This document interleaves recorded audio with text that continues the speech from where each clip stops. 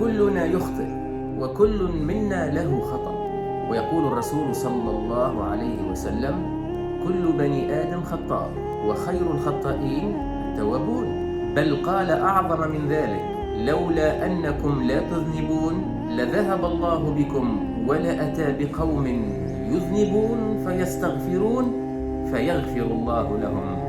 الله يريدك أن تستغفر، يريدك أن تتضرع، يريدك أن تخاف، يريدك أن تتذلل سبحانه وتعالى.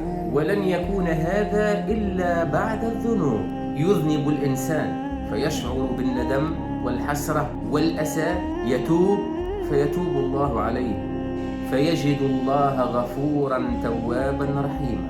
أنت على خير طالما تتوب، طالما تندم، طالما ينكسر قلبك بعد المعصية. وللأسف الشديد في مجتمعاتنا العربية نعاني خللا رهيبا. عندما يذنب المصلي نتهموه بالنفاق، وهذا افتراء وكذب. إن أعظم النفاق هو البعد عن الله تعالى.